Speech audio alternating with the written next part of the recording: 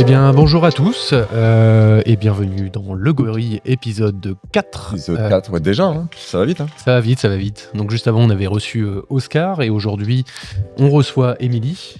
Bonjour. Émilie. Bonjour. Et il y a toujours Eddy qui est là. Ça, toujours les mêmes au poste. Hein. Toujours vivant, toujours debout. Présent. Donc, par habitude, on demande aux personnes qu'on reçoit de se présenter en quelques mots. Qui es-tu? Que fais-tu sur Saint-Quentin? Alors, je me présente, je suis Émilie Cochet. Sur Saint-Quentin, je suis la gérante de 2 agences immobilières Century 21, agence du Faubourg d'Ille et agence de La Haye, rue Raspail. Je gère à peu près 17 collaborateurs. Et donc, dans l'immobilier, transaction, location, bientôt gestion. Voilà, l'immobilier principalement. Je viens du milieu sportif. Et j'ai fait un petit peu le tour de France avant d'arriver à Saint-Quentin. Il y En a vélo? non, pas en vélo, mais une ancienne vie de saisonnière en fait. Puisqu'avant de faire de l'immobilier, je faisais du ski et du parachutisme en tant que brevet d'État. Et c'est une reconversion qui date maintenant de 2012. Donc voilà. Et maintenant, je fais ça à temps plein. Et tu es natif de Saint-Quentin ou? Non, j'ai grandi. Parce qu'il n'y a pas de montagne ici. Alors, Parce qu'on veut tout savoir. C'est On veut militant. savoir qui est Émilie, qui est la petite Émilie, où Alors, t'as grandi, ouais. tout ça. Ma maman est d'Annecy, mon père d'Aix-en-Provence. Mais mes parents travaillaient à Orly, donc j'ai grandi en région parisienne, avec des parents assez férus de ski. Et j'avais la chance de partir en vacances au ski quasiment toutes les vacances d'hiver. Et c'est ce qui m'a fait progresser et aimer le ski. Et à l'âge de 16 ans, je suis partie habiter à Évian-les-Bains, puisque j'ai fait du ski acrobatique. Et donc, l'école où il fallait s'entraîner, c'était à Évian. Et après, je suis retournée à Paris suite à une blessure. Et après le bac, la vie parisienne, enfin à Paris, région parisienne, c'était pas pour moi. J'ai décidé de partir suivre les traces de mon grand frère qui faisait les saisons. Et j'ai passé un brevet d'état de ski, puis de parachutisme pour l'été. Alors, comment je suis arrivée au parachutisme, ça, on y viendra après. Et c'est ce qui m'a amenée dans la région où je suis arrivée en 2006, puisqu'en fait, c'est le parachutisme qui m'a amenée dans la Somme, à côté de Péronne, puisqu'on a repris la gestion de l'aérodrome de Péronne, qui est à Monchy-Lagache. Oui. Voilà, et des histoires de vie font qu'en 2012, j'ai dû trouver un nouveau métier, suite à une séparation forcément, et recommencer un peu tout à zéro, en fait. Avec un brevet d'état de ski à Péronne. Oui, c'est Ça sert à rien. C'était pas évident, donc j'ai eu la chance de débuter l'immobilier, qui était une chose que j'avais envie de faire depuis longtemps.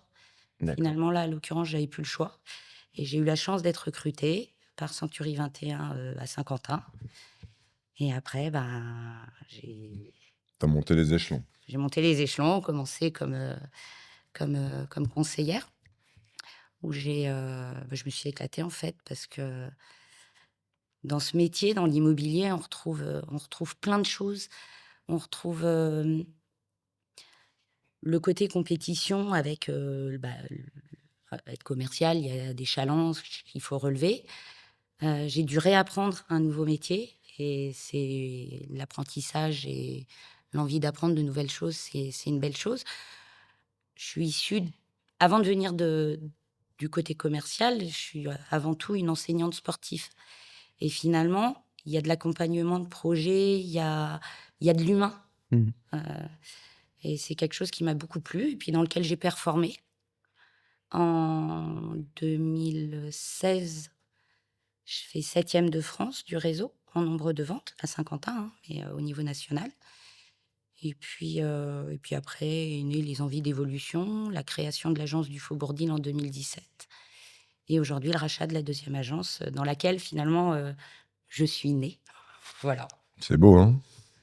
C'est un beau. beau parcours déjà. Hein. Et comment ça s'est fait? Est-ce que tu as passé des diplômes pour devenir conseillère ou? Alors, ça, je m'adresse à tous les gens qui ont envie de faire ce métier. Pour débuter, il n'y a pas de diplôme requis proprement dit. Heureusement qu'ils n'ont pas regardé mon CV parce que je suis pas sûre qu'ils m'aient convoqué à un entretien. Bien sûr, après, il y a des formations. C'est une profession qui est réglementée, donc avec des heures de formation minimum. Mais au sein du réseau Century 21, il y a des formations internes. Donc, bien sûr, je les ai fait. Ensuite, pour ouvrir l'agence, alors, en tant que conseiller, pas besoin de diplôme proprement dit. Pour gérer une agence, il faut un minimum de diplôme. Il faut minimum soit un BTS immobilier, soit un bac+3. Ok. Effectivement, un brevet d'État, ça ne fonctionne pas. Donc là, oui, j'ai dû passer j'ai fait un master. J'ai dû retravailler, En faire interne. en interne Ouais. le réseau avec la certification ESG. Et j'ai validé le master là en janvier pour pouvoir ouvrir la Ah, c'est gestion. tout frais alors. Ouais. Ok.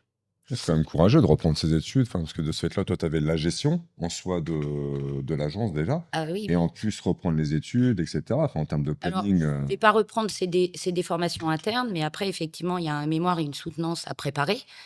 Et effectivement, j'ai passé mes dimanches de novembre, décembre jusqu'au 15 janvier à l'agence pour préparer Ouais. cette soutenance. Alors, j'ai travaillé un petit peu. J'ai quelques chiffres. Ah. Alors, il y a France Travail qui a sorti une étude qui date de 2023, mais 20% des reconversions professionnelles vers l'immobilier proviennent d'anciens sportifs. Ouais, je ne suis pas étonnée. Ah ouais? Et Je suis pas pourquoi? étonnée. Je suis pas étonnée. Dans le réseau Century 21, il y a que... Alors, je suis peut-être pas à jour dans les chiffres, mais c'est ce que j'avais entendu il y a quelques années. Il y a que 5% des conseillers chez Century 21 qui viennent de l'immobilier. Tout le reste, c'est des reconversions. Et dans l'immobilier, dans le commerce en général, je pense que oui, il y a certaines valeurs qu'on apprend dans le sport qui aident dans notre métier de tous les jours. Ouais, j'en suis persuadée. Je suis pas étonnée. Ouais, cet esprit de compétition, le challenge. Le challenge, L'endurance. l'endurance, la résilience. C'est un métier où c'est pas faut pas venir chercher la stabilité dans l'immobilier. Il y a des hauts, il y a des bas. Des fois, on croit que ça fonctionne et puis boum, en fait, ça tombe. Donc psychologiquement, c'est un métier qui est dur parce qu'il faut savoir se relever C'est après un échec. Et je pense que c'est une valeur qu'on apprend dans le sport, ouais, ça. Ouais. Notamment, entre autres. Du coup, on va revenir au tout départ. Est-ce que toi, tu avais des a priori sur le métier de conseiller ou le monde de l'immobilier? Et est-ce que tu as eu des défis, des surprises liées à ça? Déjà, quelle était ta vision de l'immobilier? Parce que tu as dit que tu... Quand je me suis reconvertie, en fait, moi, c'est mon ex-belle-famille qui était dans l'immobilier à La Rochelle. Et à titre perso, hein, j'avais déjà un peu plus de 30 ans quand quand j'ai fait la reconversion. Donc, j'avais déjà un peu d'expérience à titre personnel, acheté ma résidence principale. On avait fait une SCI pour commencer à investir. Donc, mais du côté perso. Hmm. Je suis pas arrivée avec des a priori parce qu'en fait, je savais pas ce que je venais faire. Je savais que j'avais envie de faire ça. Et ce que j'ai découvert, heu, tout ce que je disais tout à l'heure, cet accompagnement, je dis souvent: «On vend pas une paire de chaussures». Alors même si les chaussures, ça peut être super important dans la vie d'une personne, je dis pas le contraire. Il y a vraiment un moment de vie, on rentre dans l'intimité des gens et moi, c'est quelque chose qui me plaît beaucoup, ce côté, j'aime me dire on parle souvent des valeurs au travail, pourquoi les gens, ils aiment leur travail ou pas et d'avoir du sens, d'avoir l'impression de servir à quelque chose. Ouais. Et ben, dans ce métier-là, j'ai trouvé ça.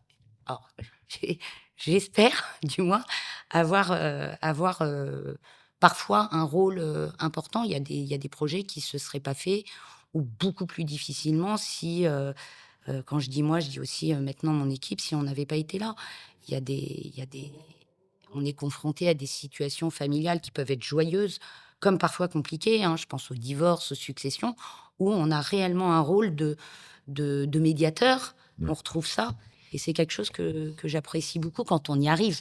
Voilà. Mais quand on arrive à concrétiser ce projet, je me souviens d'une vente où lors de la revisite avec les enfants, la dame avait eu une histoire un petit peu compliquée et sa gamine me regarde et me dit: «Merci madame, vous avez trouvé la maison de nos rêves».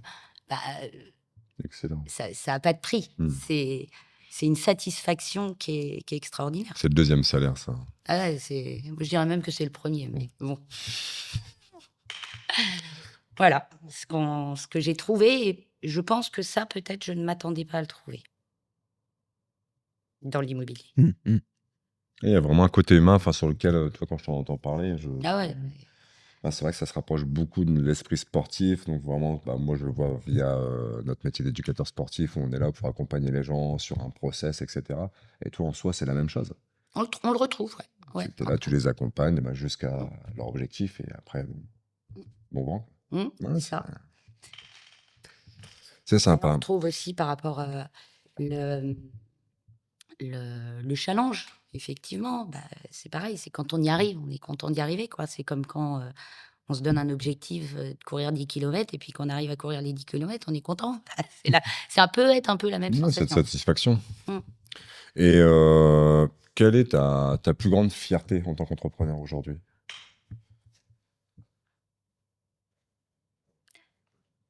Aujourd'hui, peut-être de transmettre, puisque je suis, je suis fière du parcours de conseillère que j'ai eu avec les résultats que j'ai pu avoir.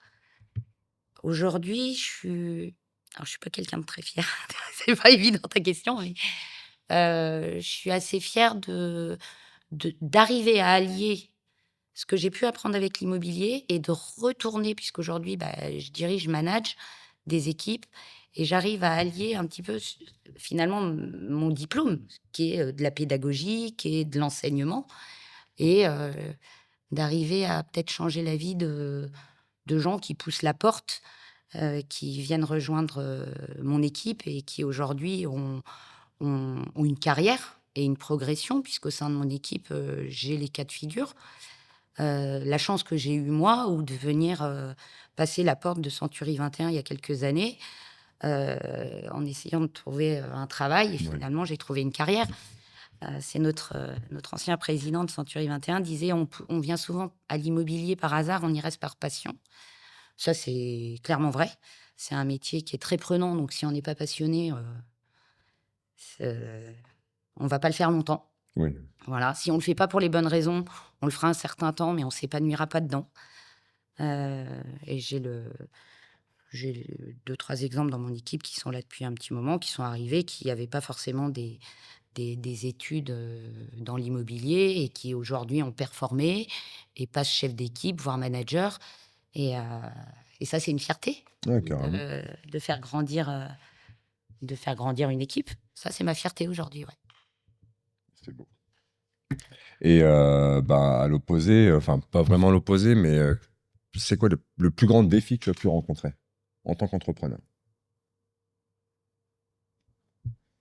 Défi? Une galère, enfin, ta plus grande galère que tu as pu avoir, enfin. Oh, des galères, on en a tous. Je suis quelqu'un qui suis optimiste par nature, donc les galères, j'ai tendance à peut-être même pas Comment les tu les voir gères? ou à les minimiser. Ouais, sûrement ça. Comment je les gère? De toute façon, quand le, la to-do list, c'est prioriser qu'est-ce qui est le plus urgent, et puis on les fait les unes après les autres. Je reviens, ça y est, la plus grande difficulté ou le plus gros challenge qu'on a en tant qu'entrepreneur, conseiller, ou quel que soit en immobilier, c'est la gestion du temps. La gestion du temps, parce qu'il y a des urgences euh, tout le temps. La gestion de l'urgence, ça veut dire qu'on a un planning. OK, il n'y a pas de journée type, donc il va y avoir un planning. Et il y a toujours un truc qui se greffe, un coup de téléphone, une urgence. Et c'est cette gestion-là. Donc des fois, je vais prioriser mon planning. eh par ben, rapport à la grande, oui, mais clairement, en tant que chef d'entreprise aujourd'hui, là, je sors de quelques mois, notamment avec le passage de soutenance, où c'était du 7 jours sur 7. Et je ne sais pas faire. Oui. Voilà, mais ça, c'est moi, j'assume. Ma devise, c'est souvent jamais plus qu'à fond. C'est un peu ça. Et de ce fait-là, comment tu arrives à gérer un peu avec le perso, la vie de famille aussi? Tu es une maman. Et tout ça, parce que là, depuis tout à l'heure, on parle du côté entrepreneur. Enfin, moi, je sais que avec la vie perso, voilà, souvent, on est obligé de gérer, de prioriser certaines choses. Comment tu arrives, toi, à gérer ça aujourd'hui? Ah bah, aujourd'hui, bon, moi j'ai 2 garçons, dont je suis, très, très proche parce que, on partage beaucoup de choses. Heu, Effectivement, ils sont assez autonomes, mes garçons. Voilà, ils savent faire à Tu leur fais quel manger. âge aujourd'hui? Le plus jeune va avoir 14 ans, Ouais. le grand a 20 ans, donc maintenant il est assez autonome. Oui. Il me file un coup de main des fois quand je finis tard pour venir, checker un petit peu le petit Yes. frère. Voilà, donc C'est de l'organisation. effectivement, je comment je m'organise pour être une maman présente? Alors, au journalier, je suis pas présente, clairement. Je me lève le matin, je les emmène, je les Oui. dépose à l'école, ils mangent à la cantine, ils rentrent tout seuls, ils sont autonomes. Heu, pour garder une relation avec eux, je bloque en fait des vacances, des week-ends, des moments où on va faire vraiment quelque chose. Ça veut dire qu'effectivement la semaine, je suis pas très présente, Mhm. pour le journalier, mais par contre, quand je suis avec eux, je suis avec eux. Ouais, tu as un vrai temps pour eux. Voilà, Genre, un c'est ça. moment où tu leur consacres Et des vraiment du temps. On se fait des vacances ensemble, je partage beaucoup le sport avec mes gamins, donc on va se faire, des activités sur une journée, où on est ensemble. Ouais, ça, c'est hyper important. C'est vrai que c'est souvent le gros challenge en tant qu'entrepreneur aujourd'hui, c'est de faire évoluer, entre parenthèses, son bébé, donc son entreprise, et sa famille aussi sur le côté, donc la gérer, enfin, quand même garder un petit peu de temps sur le côté, enfin un petit peu de temps, un maximum de temps possible. Mais on sait tous que dans une évolution d'une entreprise, mais il y a des périodes où malheureusement, de toute façon, tu vas être au boulot, enfin moi je le vois là avec la salle, où tu passes énormément de temps et tu n'as pas le choix. De toute façon, si tu veux que les choses évoluent, il faut que tu sacrifies un peu d'un côté pour avoir un peu plus de tranquillité derrière, quoi. Ouais, après c'est les priorités qu'on se met. Effectivement, moi, dans ma vie aujourd'hui, c'est mon entreprise, ma priorité. Derrière, il y a mes gamins. Tu parlais de vie perso, c'est clair que c'est pas ma priorité aujourd'hui, mais je le vis très bien. Oui, oui, oui. Après, c'est être Mon juste ami un peu moins, mais en il est accord. tolérant. Après, Voilà, voilà, il faut trouver la bonne personne qui est capable aussi de c'est comprendre cet état d'esprit, hein. ça et je le remercie pour J'aimerais le bien te temps. voir un petit peu plus souvent à la salle de sport aussi. Ouais, voilà, je vais revenir, je vais revenir. Pour revenir au challenge et aux défis, là, enfin, il y a une baisse quand même drastique au niveau des transactions, immobilières. Enfin, on a pu entendre ça sur les Ah, les médias et ouais. l'immobilier. Alors, La France n'est pas Paris. Oui. Alors oui, je pense honnêtement aujourd'hui, point de vue marché immobilier, le pire est derrière nous. OK. On a connu les années sorties Covid, c'était, la fête pour tout le monde, OK. Derrière, à partir de très rapidement, mi-2023, la fin d'année 2023 a été, plus compliquée. Début 2024 aussi, fin 2024, ça revenait. Il y a les taux qui ont augmenté, donc forcément, il y a un moment, ça se grippe. Je reviens sur les médias où effectivement on entendait sur les médias que, Plus avec personne n'achetait. plus personne n'achetait, et et et il est vrai que dans les grandes villes où les prix de l'immobilier sont très élevés, il y a eu ce phénomène-là. Ici à Saint-Quentin où on a un prix moyen qui est bien plus raisonnable et on a cette accessibilité à la propriété qui existe encore, je dis pas qu'on n'a pas été impacté, mais ça a Plus été petite échelle. minimisé. Il y a eu un ralentissement, mais le monde ne s'est pas écroulé. Heu, Clairement, une augmentation de 3 sur des taux d'intérêt sur un prix moyen de 100 à 120 000 €, c'est pas la même chose que sur des biens à, 500 ou 1 000 000, à Paris. Mmh. Voilà, c'est pas le même impact. La catégorie de clients qu'on a quand même fortement perdue, c'est les investisseurs à Saint-Quentin. Voilà, mais ça va revenir doucement. Tu serais dû à quoi, ça? L'augmentation des taux, la Ouais. taxe foncière qui impute quand même à la rentabilité. Donc forcément, ça devient un petit peu moins, rentable, donc et puis ce climat anxiogène que finalement les médias, Ah oui, mettre en place. mettent en place et qu'on entend, quand on entend tout le temps, «L'immobilier s'écroule», tu as envie d'acheter? Mmh. Ouais, j'avoue, c'est compliqué là. Non, Après, tu pas j'écoute pas envie les médias, d'investir. mais Voilà, donc ça crée ça. Effectivement, je pense que cette couverture enfin, ce discours médiatique qu'il y a eu où, les banques prêtaient plus, les taux explosaient. Les taux, ils sont montés à 4. Nos parents, ils empruntaient à 16. mmh. Relativisons. 4% sur 25 ans, 20 ou 25 ans, ça va, ça met pas en jeu un projet de vie, je pense pas. Oui. Mais du coup, c'est les messages qu'on entend C'est ça, les gens sont formatés à ça. Hein. et voilà. Faut pas écouter la télé. N'écoutez pas BFM. Dans les 10 dernières années, malgré les crises immobilières, malgré l'augmentation des taux, la pierre reste le meilleur rendement. C'est pas moi qui le dis, c'était Capital. C'est réellement le meilleur investissement parce que c'est vrai que, par exemple, moi, j'écoute pas la radio ni toutes ces chaînes médias. Par contre, je suis énormément sur YouTube. Je suis un gros consommateur de podcasts, de petites vidéos, etc. Et c'est vrai que j'en vois plus en plus de petites vidéos en train de dire n'investissez plus dans l'immobilier, investissez dans notre business. Crypto-monnaie. Ouais, les cryptos, etc. Aujourd'hui, est-ce que ça vaut clairement, par exemple, moi, demain, si j'ai envie d'investir dans l'immobilier, est-ce que ça vaut encore le coup? Je pense. Ouais. Voilà, faut faire attention, faut Ouais. venir voir un bon conseiller qui te dira Tu me diras comment poser mon argent. Voilà. Non, faut trouver un bien qui s'y prête par rapport à ce que tu recherches aussi. Ouais.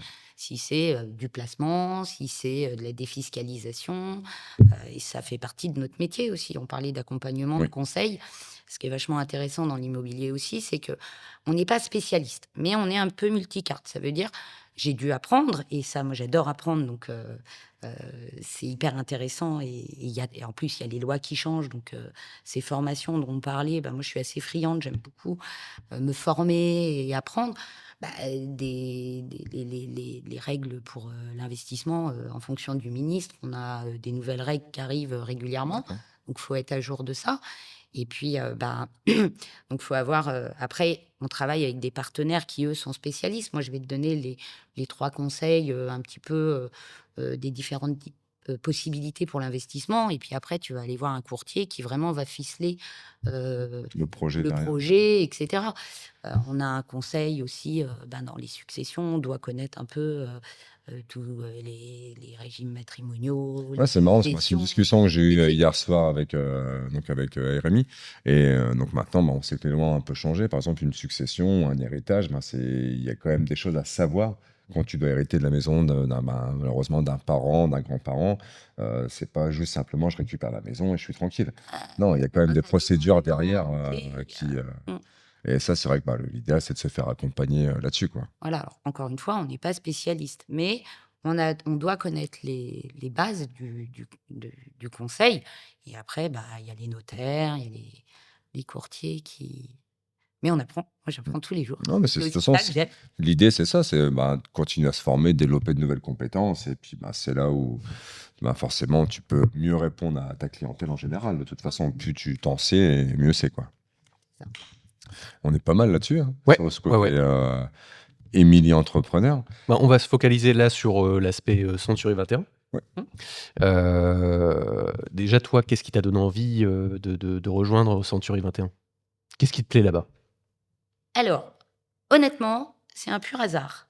Parce que donc, je voulais faire de l'immobilier et je suis tombée sur une annonce de recrutement sur Internet.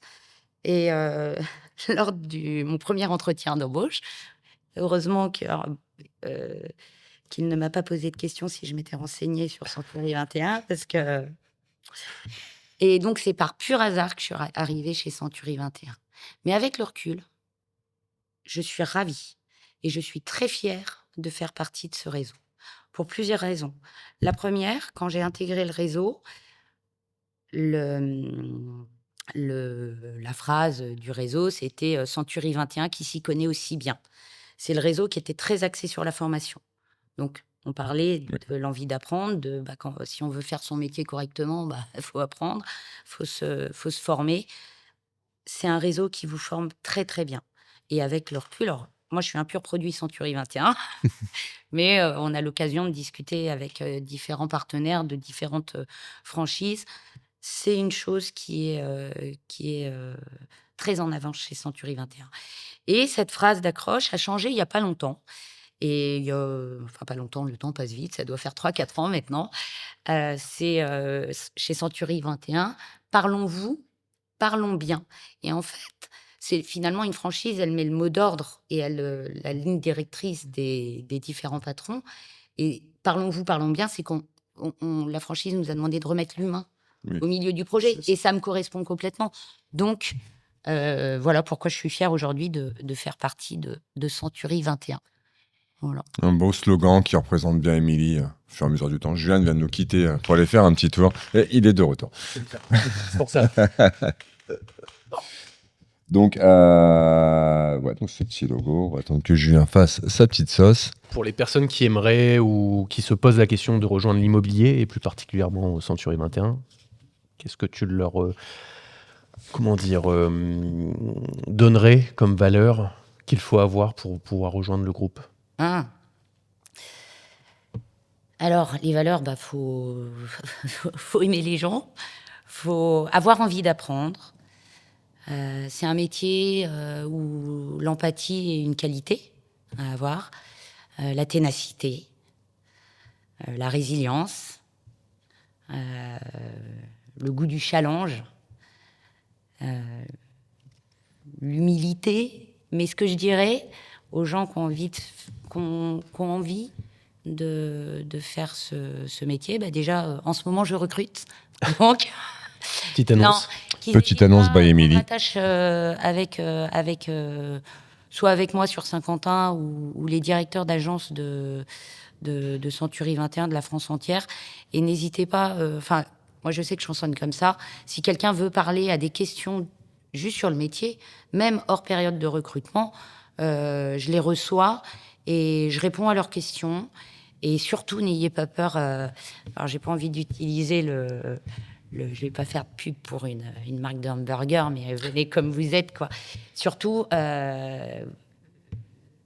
n'hésitez pas à passer une porte d'agence et demander à discuter. Et ne soyez pas complexés par le fait que vous n'ayez pas de diplôme. Régulièrement, je reçois des gens qui font des candidatures spontanées. Alors, même si je ne recherche pas, j'ai l'habitude de les recevoir pour répondre à leurs questions. Ça, c'est bien, parce qu'il n'y en a pas beaucoup qui le font. Oui. Les gens ne prennent même plus le temps de répondre maintenant. Ah oui. J'essaye. Ça prend du temps. Et voilà, c'est important de voir la personne. Et en fait, j'ai cette habitude de ne pas lire le CV ou très peu. Encore une fois, parce que c'était déjà quand j'ai dû faire un CV, je ne savais même pas comment m'y prendre parce que c'est des périodes de 6 mois.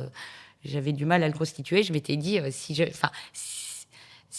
Bruno, la personne qui m'a recruté à l'époque, s'était basé que sur mon CV, il ne me recevait même pas. Oui. J'avais aucune Je suis d'accord expérience. avec ça.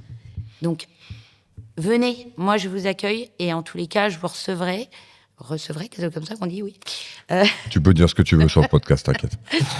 Et on discutera du métier. Après, effectivement, c'est un métier où à une période, beaucoup de monde voulait faire ça. Aujourd'hui, un peu moins. C'est l'effet Le discours Stéphane médiatique. Plaza. Voilà.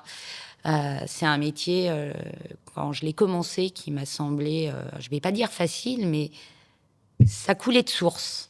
Voilà, ça s'est bien passé. Et aujourd'hui que je suis passée de l'autre côté de la barrière, où je recrute et que je forme et que j'accompagne au journalier des équipes, je me rends compte que finalement, c'est pas un métier si facile que ça. Je pense que la principale, faut être armé psychologiquement, il faut être prêt à faire ce métier, parce qu'en fait, la grosse difficulté de l'immobilier, et la question qu'on me pose régulièrement, c'est quel statut? Quel que soit le statut, indépendant ou salarié, ça change pas. C'est pas un métier où on fait 35 heures, on en fait forcément plus. Que la première année, c'est l'année la plus dure. Pourquoi? Parce qu'on travaille beaucoup, le temps de faire son réseau, et qu'en fait, on n'en récolte pas les fruits tout de suite. Et psychologiquement, on est habitué ou on grandit dans un monde où tu travailles 1 heure, tu es payé 1 heure. C'est ça. Voilà. C'est le gros problème. En immobilier, non. Tu vas travailler 1 an et tu vas rien gagner, ou pas beaucoup. Et qu'en fait, c'est après que ça vient. Et cette patience, c'est ce qui explique le turnover dans les agences immobilières, c'est que la première année, elle est extrêmement dure, psychologiquement. Parce que de faire des mois de 40 heures, et encore une fois, quel que soit le statut, et de gagner un SMIC à la fin du mois alors que tu as fait 40 ou 60 heures par semaine, mais il faut l'accepter. Faut l'accepter. Mais après, c'est un métier où tu peux faire ta rémunération et il n'y a pas de plafond, j'ai envie de dire. Après, ça se fait pas en 35 heures, ça c'est une certitude. Pour moi, c'est vraiment le gros problème dont on en parle assez souvent. C'est les gens aujourd'hui, c'est ça. Comme tu disais, c'est je travaille 1 heure, je suis payé 1 heure. Et ça peut pas marcher quand tu es dans l'entrepreneuriat ou même dans le sport. Moi, je vois avec les gens dans le sport qui ont passé 20 ans de leur vie à faire n'importe quoi avec leur corps et qui viennent te voir et qui exigent, après 3 séances de sport, d'avoir perdu 12 kilos. Je suis désolé, mais non. Là, tu vas bosser. Tu vas bosser. Il me semble que quand tu fais pas mal de sport, tu as plus tendance à prendre du poids en général. Hein. Le muscle est un peu le plus lourd. muscle est un peu plus lourd, etc. Donc ça, c'est le pire des problèmes. Je le dis tout le temps, de toute façon, mes adhérents, j'ai encore le tour hier, des gens très, très sympas, hein, mais qui sont là et qui te disent, bon, au bout de 6 mois, je prends du poids, ceci, cela. Oui, mais comment tu te sens, toi, face à la glace? Voilà, tu te sens mieux, t'es mieux, ceci, cela. Et c'est ce travail, cette notion de travail dont on en parle encore avec Oscar. On n'a pas cette notion de travail ou d'investir dans le temps. Nous, on a commencé à se lancer dans le podcast. On fait ce qu'on peut et puis on s'aime, puis on y va. Ah, mais après, il y a aussi l'aspect passion. Tu as le côté passion qui doit prendre le dessus, tu as envie de t'amuser, tu as envie de créer des choses. Et aujourd'hui, on manque ce truc-là. Et je te rejoins tout à fait. Et je reviens sur ce que je disais tout à l'heure, où effectivement, on fait beaucoup d'heures et que c'était un métier passion. Sinon, tu le fais pas à long terme. Parce qu'effectivement, en immobilier, j'ai envie de dire, mais dans le sport, c'est pareil, hein, dans le loisir. C'est la même notion. En fait, il faut être disponible quand les gens ils sont disponibles. Nous, on travaille avec des gens qui travaillent. Oui, donc c'est 19h jusqu'à 21h. Il faut être dispo. Ça veut dire que s'il faut aller travailler entre midi et 2, finir tard le soir, on n'est pas heureux en immobilier. Et finalement, les projets de vie, un projet de vie, ça ne peut pas attendre. Une revisite alors qu'il y a 3 visites dessus. Tu réponds quoi à ton client? Tu lui dis non, je suis en congé, je reviens dans 2 jours. Non, parce que la maison, elle lui passe sous le nez. C'est ça. Donc, tu fais OK, on y va à 19h30. Et là, tu appelles ton fils, tu dis bon, tu te fais des pâtes, j'arrive, je vais arriver tard. Ça fait partie du jeu, malheureusement. Voilà. Et ça, il faut l'accepter. Hein. Oui. Mais ça fait partie du métier. Et de l'autre côté, moi, je vis comme ça, mais comme j'aime ce que je fais et que je m'éclate, je te l'ai déjà dit un jour, j'ai eu la chance, en fait, il y a des années, quand j'ai dit j'arrête les études, d'avoir un papa qui m'a dit fais ce que tu veux, fais-le à fond. Mais en fait, je ne vais pas dire que j'ai jamais travaillé dans ma vie, mais je travaille depuis que j'ai l'âge de 20 ans. Et tu n'as pas l'impression de travailler. Mais je m'éclate dans ce que je fais. Alors, bien sûr que je suis fatiguée, mais c'est pas pesant. Oui. C'est pas pesant. J'aime. Voilà. Ça me gêne pas d'aller faire une visite à 19h parce que ça me fait plaisir. Voilà. Et ça, il faut être prêt à le faire. Moi, c'est pour ça que quand les gens me parlent de vacances, ils me disent mais dis, tu pars pas en vacances, tu pas caisse. Je suis en vacances toute l'année, moi. Ouais, mais tu bosses. Ouais, mais je suis en vacances toute l'année quand même. Ouais, alors. T'éclates dans ce que tu fais. Tiens, je reviens. Alors, quand j'étais monitrice de ski, je m'éclatais. J'aimais ce que je faisais. Il y avait le cadre aussi. Ouais, t'avais le cadre aussi. Il y a le cadre. Ah oui, voilà. Je disais, et on me disait, tu fais quoi l'été? Je disais, je fais du parachutisme. On me disait, mais t'es en vacances toute l'année. Ouais, super. C'est un boulot aussi. Non, il faisait -20. Le cadre, -20. Et que t'as les flocons. J'en passe, c'est des meilleurs qui pleurent parce qu'ils veulent leur maman, etc., qu'ils ont froid. Il y a des... Oui. Et comme dans tous les métiers, il y a des points positifs, il y a des points négatifs. Toujours. Et puis, faut les accepter et c'est tout. Le principal, c'est d'accepter, puis surtout, aimer ce qu'on fait, puis continuer à le faire, et faire bien. Mais à partir du moment où on commence à compter ses heures, c'est que là, il faut se poser des questions et se dire, est-ce que ce métier est fait pour moi, quoi. Ouais, mais non, c'est va à l'usine et encore... Le problème, c'est que les gens, aujourd'hui, pensent que simplement, c'est mes 35 heures par semaine, et puis voilà. Le français, surtout le français, est comme ça. Le français court après ça, pour moi. Court après ces 35 heures par semaine et avoir un salaire. Après, t'as les jobs alimentaires, ça...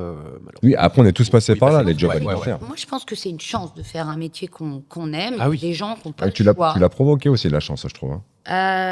Il y a ça aussi. Oui, je pense que... mais malgré tout, il y a quand même...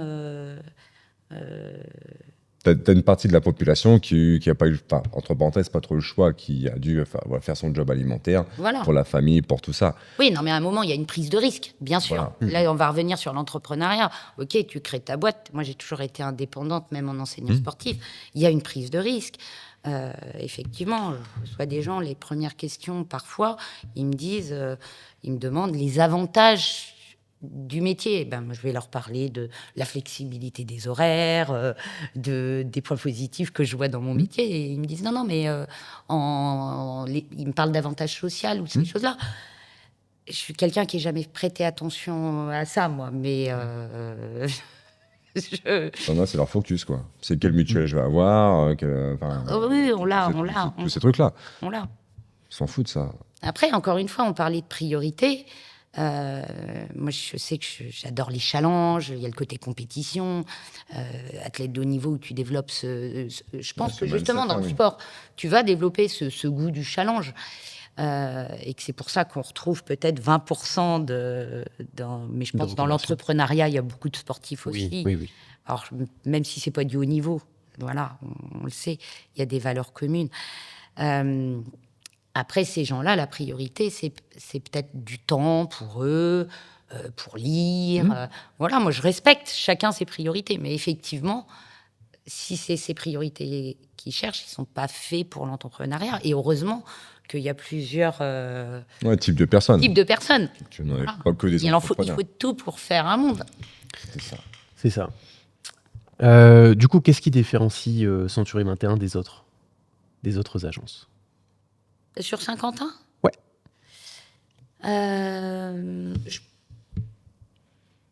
La formation, l'encadrement de ses collaborateurs, je pense que ça, c'est une force qu'on a. Sur Saint-Quentin, on est quand même 2 agences. Donc 2 points de vente, 2 points de visibilité. Une équipe de 16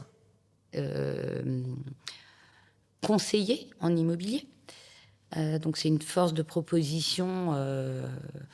Voilà, quand on confie un bien à la vente, c'est 16 fois plus de chances de vente finalement, parce que chacun des conseillers a son portefeuille d'acheteurs et de clients, donc ça multiplie les chances de toucher quelqu'un. Après, on n'est pas magicien. C'est une franchise nationale qui a de la visibilité au niveau national. Les outils qu'on peut avoir en interne sont quand même assez performants. Voilà ce qui nous différencie. Après... ça, c'est... je suis quelqu'un d'assez humain.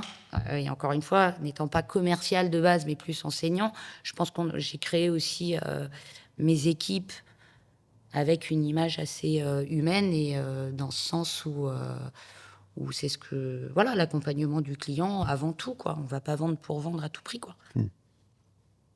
Après, quand il y a 16 collaborateurs, il y a aussi des commerciaux dedans. Mais ce qui va nous différencier, voilà, et la veste or, mais on la met pas ici. Ah bon? Non, mais c'est marqué dessus quand même. Je pensais que c'était obligatoire, ça. Non, je pense que c'est ça. C'est principalement l'accompagnement, et c'est ce que j'entends aussi, et la grosseur de l'équipe qui fait que on a une force commerciale sur Saint-Quentin qui... Parce que ça doit pas être évident, parce que sur le Saint-Quentinois, on a quand même pas mal d'agences. Oui. Mais des grosses agences, avec autant de collaborateurs, il n'y en a pas tant que ça. Non. Et je pense que c'est notre force. Voilà. La qualité de l'accompagnement et de la formation, ça, c'est effectivement à la fois en interne et au niveau du siège. Beaucoup d'agences, il y a de la place pour tout le monde à Saint-Quentin. Non, il n'y a pas si on compare par rapport au nombre de nombre d'agences par rapport au nombre de transactions et secteur immobilier, on n'est pas... Voilà, c'est rien à voir avec Paris, où chaque rue est sectorisée parce que les agences sont les unes sur les autres. Moi, je sais que je m'entends très bien avec mes confrères. Je ne dis pas qu'on n'est jamais en concurrence, mais non, ça va. Beaucoup moins que sur certains autres secteurs. On va parler de l'évolution du métier. Comment tu as déjà vécu l'évolution? Qu'est-ce que tu as vu évoluer au fil des années? Alors, on a parlé de l'aspect formation qui a toujours été ancré, ça, dans Century 21, mais après, peut-être plus l'aspect communication, le numérique. Je suis pas si vieille que ça. J'ai commencé, il y avait Internet. Non. Les photos noir et blanc. Il y a eu ça a été vraiment très rapide. Ça a été exponentiel quand même au niveau numérique. Ouais. Moi, j'ai commencé avec un Nokia. Voilà, donc là, on est arrivé... Ouais. Et tu jouais à Snake avec? Non, j'avais pas le temps de jouer à Snake. Non, mais pour donner... il y a eu, effectivement, tout au début, quand je suis arrivée, il y avait pas... Moi, alors, ça existait déjà, mais j'avais pas de smartphone. Oui. Effectivement, je suis pas de la région, donc je connaissais pas très bien le coin. Donc, mon premier rendez-vous était à Moïdlen. Donc, j'avais étudié la carte. À l'époque, j'habitais encore dans la Somme pour aller à mon premier rendez-vous. J'ai mis 1h30 à y aller, je me suis paumée, j'ai pris l'autoroute. En Ah, sortant, merde. j'ai acheté un tom-tom. Je me suis dit, c'est pas possible. Donc ça, j'ai vu ça évoluer, c'est facile maintenant. Je ne sais pas comment ils faisaient avant. Non, par rapport à la commercialisation des biens, avec le développement, ouais, c'est allé vite. Alors, il y avait déjà les annonces Internet. Effectivement, il n'y a plus les petits journaux. Moi, quand j'ai commencé, il y avait encore Top Annonce. Ça n'existe plus. vrai. Et bon, il y avait déjà Internet quand même. Le développement des réseaux. En parachutisme, moi, je maîtrisais déjà Facebook un petit peu puis j'étais déjà dessus. Donc, Facebook, je l'ai assez rapidement pris en main. Ouais. Et je pense avoir été une des premières à vraiment communiquer sur Facebook, point de vue immobilier, sur Saint-Quentin. Je dis pas la seule, mais en tous les cas, j'ai été dessus. Ouais, faire partie des précurseurs. J'en faisais partie. Insta, pareil, je l'ai pris un peu. Donc là, il paraît qu'il faut qu'on se mette sur TikTok. Ouais, Je on arrête- comprends- mes enfants Ouais. n'arrêtent pas de me le dire. Mais- Jules a créé un TikTok CrossFit 50. Oui, que je n'arrive toujours Alors- pas. J'arrive pas à m'y mettre, je galère avec ça. Il me demandait le mercredi après-midi, mon gamin venait à l'agence et venait prospecter avec nous. Ouais. Et puis pour l'occuper, il était plus petit. C'est il y a 3-4 ans. Et il avait 9-10 ans. Et je lui dis, vas-y, viens avec nous. Et puis tu nous filmes. Et puis derrière, tu fais une vidéo TikTok, puisque j'avais entendu parler de ce truc-là. Et mon gamin, il m'a regardé en me disant, TikTok en immobilier? Mais maman, c'est pas des gamins de 12 ans qui vont acheter des baraques. Il m'a répondu ça naturellement. Pas faux. Mais pas faux, il y a 4 ans. Oui. Mais C'est- ceux c'est qui avaient gamin. allé même 14 ou 4 ans, 15 ans, ils aujourd'hui, arrivent. Il y a un moment. Ils deviennent acheteurs. Exactement. Et là, moi, je discute, par exemple, Facebook. Clairement, enfin, je veux avec ces personnes, mais c'est des anciens. Tranche d'âge, oui, il n'est pas la Facebook, même. on sait que Mon maintenant, gamin c'est de quarantenaire. 20 ans. Ouais. Facebook, ça. c'est quarantenaire, voilà. Voilà, c'est ça. Allez, 30 ans, il y en a Ouais. encore et encore. Mon Sinon, grand c'est Insta. qui va avoir 21 ans, c'est Insta. Le petit qui a 13 ans, C'est TikTok. TikTok. c'est Snap. TikTok. Snap, ouais, ces trucs-là. Mais je maîtrise pas ça. Donc, il va falloir s'y mettre. Mais voilà, forcément, il faut s'adapter. Les générations, elles grandissent et Mais ils même arrivent avec, sur le marché, finalement, de l'immobilier. Avec YouTube, là, les shorts, etc. Pareil, c'est un truc de fou, ce truc-là aussi. Ouais. Moi, les petites, elles passent énormément de temps sur YouTube avec les shorts et tout. Tu te dis, mais c'est tout un bordel. Ouais, Je comprends pas le principe, mais bon. ça y est, j'ai compris que j'ai Faut fait s'y mettre, vieille, faut s'y mettre, c'est passé. C'est que quand je comprends pas un truc, j'appelle mes gamins, je dis vas-y. Voilà. Et pour en revenir à l'évolution du métier, donc oui, ça va vite. Alors là, l'IA, je me suis amusée pour la première fois avec l'IA hier. J'ai halluciné. C'est avec le truc GPT là. Ouais. C'est ouf. Ah, on C'est- fait des choses. Hein. Ça va venir un outil. Maintenant, l'immobilier, je vois pas Comment fondamentalement parlant. Alors aussi, ça va faire évoluer. Ça va être sur la commercialisation, les réseaux sur lesquels il faut être, l'aide à la création d'annonces, l'aide à la vidéo, etc. Clairement, il faut surfer avec, il faut Oui. faire avec le monde actuel. Mais il y a de l'affect dans une maison. Tu peux pas acheter une maison sans la visiter. Tu peux pas faire évoluer ton projet sans en parler, sans comparer, sans. Moi, je rencontre beaucoup de gens qui sont en début de recherche. Finalement, on sait très bien que de toute façon, il y a 99% des acheteurs qui vont faire une concession. Peut-être qu'un jour, l'IA va nous aider à nous dire ah, lui, c'est le garage dont il se passera, mais le reste. Mais ça peut évoluer au fur et à mesure des visites. Est-ce que ça changera? Non, je pense pas, ça. Non, il y aura toujours Non, besoin bon. de ce côté feeling, Ouais. Oui. affectif qui aura toujours besoin. Je suis pas trop inquiète sur le métier proprement dit de l'immobilier. Je pense qu'il y a des métiers qui risquent de disparaître. Mais les métiers de l'humain, où il y a de l'humain, je pense pas que... Je suis beaucoup moins inquiète que pour d'autres. Voilà. Oui. Après, il faut vraiment voir ça comme un outil, quoi. Et les gens ont C'est- besoin de contact. Oui. Voilà. donc ça- D'ailleurs, en parlant de contact, est-ce que tu as vu un changement de mentalité des clients par rapport à avant? Avant quoi? Avant Covid. Avant Covid? ouais. Moi, par rapport à la SAG, je sais que je peux faire la comparaison. J'ai l'impression que les gens aujourd'hui, socialement parlant, ils sont quand même plus seuls. Il y a beaucoup de gens seuls maintenant. C'est une impression que j'ai, après moi, par rapport à la salle, qui ont besoin de cet esprit de communauté, de se rassembler. Mais les gens, je les trouve beaucoup moins ouverts qu'il y a, ne serait-ce qu'il y a 10 ans, quoi. Alors, je réfléchis un peu. Est-ce qu'ils sont Non. Tu dis ça dans d'autres circonstances, c'est un peu différent, Ouais. mais Est-ce qu'ils sont plus pressés d'avoir un bien Non, je pense qu'on a toute catégorie de personnes. Ouais. Après, c'est plus par rapport au marché où à la sortie de Covid, les biens, ça allait très vite. Donc, les gens étaient obligés de se positionner rapidement. Alors qu'aujourd'hui, il y a plus de biens sur le marché qu'à la sortie de Covid. Donc, ils ont plus le choix. Donc là, ils ont le temps. Puis, ils comparent et puis ils sont moins pressés, à la limite. Après, quand il y a des situations où votre propriétaire, il vend et il faut que dans 3 mois, vous soyez parti, et que vous décidez de racheter, ça changera pas. J'ai pas cette sensation. Mais étant assez, par exemple, avec les agences, quelque chose que j'aime beaucoup faire, c'est vraiment m'inscrire comme acteur local. Donc, on participe aux événements, que ce soit les clubs sportifs, mais aussi, là, récemment, la fête des voisins. oui. Et pourquoi je parle de ça? Mais je pense pas que ce soit le Covid. Je pense qu'effectivement, c'est le développement d'Internet, etc., où on organise aussi des crémaillères. Quand quelqu'un achète un bien chez nous, on lui propose d'organiser sa crémaillère. Alors, c'est quoi le principe de la crémaillère? C'est on va aller frapper on invite les voisins chez lui. S'ils veulent bien, hein, on l'impose pas. Ah, c'est pas Mais bête en même temps. Enfin, Quel est tu le crées des principe? liens. Quel est le principe? On est chez soi, effectivement. On part le matin bosser, on rentre le soir bosser. On a la télé, Internet, on appelle facilement la famille, etc. Et finalement, ces voisins, on ne les voit jamais. Et on est dans une ville à taille humaine, hein, donc on se voit encore. Hein, c'est pas les grandes villes où là, les gens se parlent même plus sur le même palier. Il n'y a plus ça. Et en fait, de recréer ça, mais parce que la vie, elle est comme ça, avec effectivement, je pense, Internet. Moi, ça, c'est mon avis perso. Je pense qu'on s'enferme un petit peu Bien sûr.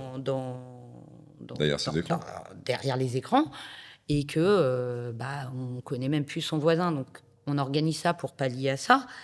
Après, je pense qu'effectivement, il y a plus de solitude, certainement. Ouais. Encore, j'en sais rien, mais il devait y avoir des gens seuls avant aussi, mais parce que on se retrouve moins dans les rues, on fait plus le shopping, on le fait derrière un ordinateur. Ces courses aujourd'hui, il y a Uber. Enfin, donc forcément, ça peut isoler. Et que, moi, j'ai une vie un peu de fou. Mes voisins, je les connais parce que je pensais être quelqu'un d'assez social. Et quand je suis arrivée, que j'ai emménagé à Saint-Quentin, je suis allée me présenter auprès de mes voisins. Finalement, on le fait pour nos clients. J'aurais dû le faire à la salle.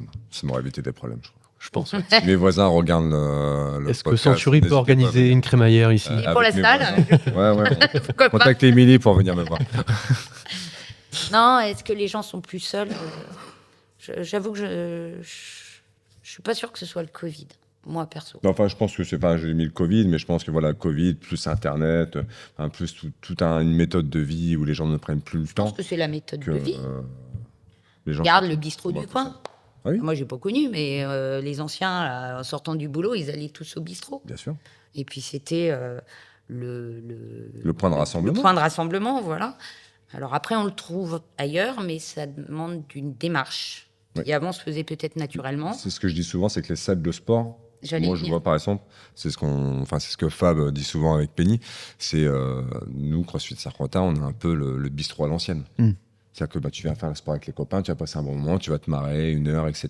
Puis après tu repars à la maison, tu continues ta petite vie, quoi. Mais le Ou des sport, fois, il y en a qui sont juste de passage, dire bonjour, quoi. Et Ouais, puis, c'est ça. Alors ici, on en a plein. Hein. Les gars, ils passent entre deux, hop, ils s'arrêtent, ils viennent boire un café, ils rentrent chez eux après. On devient un bistrot. Et là, il y a aussi tout ce qui est, je pense, au télétravail. Et c'est vrai que ce lien social qu'on retrouve au travail, moi j'ai la chance de travailler avec des équipes où effectivement on fait aussi des événements ensemble. C'est un management assez familial, hein, c'est une petite boîte, donc on se connaît tous. C'est des liens qui sont agréables. On les retrouve dans les centres sportifs. Moi, je suis une ancienne gymnaste. Quand j'étais gamine, on faisait de la gym. Le week-end, on faisait des trucs ensemble. Mon père était parent accompagnateur. Il tenait la buvette quand il y avait une compète. Ça crée des liens. Et c'est un élément important. Alors après, la problématique, quand on devient adulte, quand on est enfant, de faire du sport, c'est facile. Il y en a beaucoup qui en font, je Oui. pense. Quand tu es adulte, la gestion du temps, j'en parlais tout à l'heure, c'est pas évident. C'est pas facile parce que ce soit la salle ou ou la CPI, c'est courir pour le plaisir. Voilà. Ouais. Moi, je suis aussi adhérente avec eux. Bon, le dimanche matin à 9h30, j'y suis pas. Je vais courir toute seule un peu plus tard. Voilà. Mais les fois où j'y suis allée, ça m'a fait plaisir D'aller passer un petit moment Mais avec tout le monde. quand tu es adulte, c'est une démarche d'aller t'inscrire où il y a des associations, Ouais, c'est et ça. beaucoup de gens ne le font pas. Alors, est-ce que c'est le Covid? Je ne sais pas. Là-dessus, je ne me prononcerai pas. Bah, on est pas mal, hein, déjà. On est pas mal. Bah écoute, Émilie, je te laisse, allez, on va dire 1 minute, si tu veux faire de la pub pour Century 21. De la pub? Ouais, C'est ta minute pub. minute C'est pub. ma Là, t'y vas. mini-pub. Ouais, Ouais. c'est ta minute pub. Donc peut-être qu'il y a des clients Pourquoi passer potentiels par la qui regardent. Century 21 voilà, vas-y, c'est ton moment. Gros blanc, là. On fera la coupure, il y aura une coupure. À ce Hein moment-là. Euh, On fera la coupure pour le blanc, t'inquiète. Non, Century 21 à Saint-Quentin, c'est ce que je disais tout à l'heure. On est nombreux, 15 ou 16 collaborateurs, 15 ou 16 fois plus de chances de vendre. Une méthode aussi et un accompagnement. Et puis, actuellement, je recherche, par rapport à un développement futur, au moins 2 nouveaux collaborateurs. Donc, Possible en alternance ou pas? en alternance, j'en ai déjà 2. J'ai D'accord. plus de place en alternance. Je suis désolée pour tous les petits alternants qui viennent nous voir. Voilà. Mais Il y a peut-être un numéro de téléphone où on peut... vous pouvez me contacter au 07 78 68 07 94. Toi, on rajoutera le lien Oui. d'Émilie. Il fera tout On bien. mettra le numéro de l'agence? Ouais, on Donc, mettra le numéro de l'agence tranquillement. c'est le mien. Bon, du coup, on passe au sport. Aïe. Donc on a pu en échanger juste avant qu'on fasse le podcast. T'as vu plusieurs vies de Oui, sportives. un peu, ouais. Principalement, c'était le ski, c'est ça, hein? Alors, on va dire la gym, en fait. Plus la gym? Ouais, c'est ce qui a dévié sur le ski acrobatique. Ouais, j'ai commencé donc la gymnastique aux agrès, que j'ai fait en sport-études régionales. Donc, c'était une classe aménagée jusqu'au collège. Et en fait, on faisait 17 heures de gym par semaine, plus les compétitions, Ok. plus les stages en vacances. Et le mercredi, j'avais pas d'entraînement. Donc, toute ma scolarité jusqu'en 3e, j'ai toujours fait un sport autre que la gym à côté pour occuper mon mercredi après-midi. Alors, j'ai fait de la voltige équestre, j'ai fait du plongeon, j'ai fait de la danse classique, mais ça m'avait pas plu. Et je faisais toujours un sport que je faisais vraiment sans faire de compète, juste comme ça. Et arrivé en seconde, j'avais école le mercredi, donc c'était plus possible. Effectivement, le ski, que j'aimais beaucoup, à ce moment-là, est arrivé. Donc, à mon entrée de seconde, je me suis inscrite au ski club de Chatou, à Versailles, à côté de Versailles, dans un club citadin, en ski alpin, citadin. Et je partais les week-ends, du coup, où j'avais pas de compétition de gym, bien sûr. Et en fait, je suis sélectionnée pour les championnats de France citadins. Mhm. Et là, le président de club vient me voir et me dit, me félicite pour cette sélection et me donne la date. C'est vieux maintenant, mais à ce moment-là, j'ai une compète de gym. Donc je lui dis, c'est pas possible, j'ai une compète de gym et c'est prioritaire. Donc je pouvais pas les faire. Et là, c'était Monsieur Torfou à l'époque, le président qui en fait avait monté ce ski club. Il y avait du ski alpin parce qu'en région parisienne, c'est ce qui permettait de faire vivre le club. Mais en fait, lui, son truc, c'était le ski acrobatique. Et donc, quand il a su que je faisais de la gym, il me dit, il faut que tu fasses du ski accro. Bon, j'ai dit, OK. Donc, T'en avais déjà fait avant ou... Non. Non. Et pour la petite histoire, donc, il m'inscrit pendant les vacances de juillet-août au stage d'été parce qu'on commence sur l'eau, à Évian-les-Bains. Ok. Et là, j'arrive, je vois ce que c'est, je me dis, oups, quelle idée j'ai eue. Et en fait, je commence et j'adore et ça m'éclate parce qu'en fait, on commence au-dessus du lac Léman avec des skis sur une rampe, des tremplins avec du plastifié et on fait des sauts, on tombe dans l'eau. Donc on fait des saltos avec des skis, des vrilles et en fait, finalement, c'est une discipline où c'est pas une majorité de skieurs. À la base, c'est plus des trampolinistes ou des gymnastes, principalement, puisque c'est des saltos avec des skis.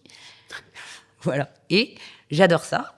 Et il se trouve qu'à cette époque, ils cherchent des espoirs pour créer une équipe pour les préparer, notamment féminine, pour préparer une équipe pour la fédération de ski. Donc on est en 95, je crois, ou je sais plus. Et donc là, l'entraîneur, finalement, au lieu de passer 2 semaines de stage, comme j'adore, j'y passe 2 mois. Et puis, je faisais ma rentrée en première en région parisienne et je devais aller m'entraîner à Évian tous les week-ends. Alors, j'avais la chance d'avoir un papa qui était à Air Inter à l'époque, donc je ne payais pas l'avion ou très peu. Et l'idée, c'était que tous les vendredis soirs, j'aille à Évian, je m'entraîne samedi, dimanche et je rentre à Paris le dimanche soir. Sauf que quand on est GP, on n'embarque que s'il y a de la place. Et le premier week-end, forcément, le premier vol, le vol du vendredi soir, il n'y a pas de place, donc je ne peux partir que le samedi matin. Donc moi, mon monde s'est écroulé parce que je n'allais pas pouvoir m'entraîner les week-ends. Et du coup, en fait, j'ai changé d'école et je suis allée faire ma première à Évian-les-Bains pour pouvoir m'entraîner. Voilà, donc je suis allée vivre à Évian. D'accord. Du coup, c'était une option sport. Alors, c'est un sport où il y avait pas beaucoup de monde. C'est pas un sport de masse, le ski acrobatique. Donc, on était 5 à en faire. En ski, principalement, c'est les lycées d'été. Mais nous, l'été, on s'entraîne sur l'eau, donc il n'y avait rien d'adapté. Donc, j'étais dans une classe normale. Okay. J'étais juste à côté du centre d'entraînement. Quand il y avait des compétitions avec des périodes d'absence, on ratait l'école et puis on rattrapait comme on pouvait. Voilà. Mais du coup, j'étais sous la tutelle de Jean-Marc Baquin, mon entraîneur à Évian. Et puis, à la fin de l'été et l'automne, il a fallu commencer les sauts sur neige. À côté de ça, il y avait un entraînement en gym et trampoline régulier à la fin des cours, le soir. Et puis, on a commencé les tournées. Puis, comme moi, j'avais une base assez solide de ski, ça m'a servi pour les réceptions. Et la gymnastique aussi. Alors, la gymnastique, oui. On venait tous de la gym ou du trampoline. Mais l'avantage que j'avais sur mes concurrents, c'est que j'avais des bases solides en ski, donc je posais les sauts plus facilement, puisqu'ils n'avaient pas forcément tous le même niveau en ski. Et de fil en aiguille, je me suis retrouvée à être championne de France, à faire la tournée Coupe d'Europe. 96, c'est ça ça doit être 95 et 96, ouais.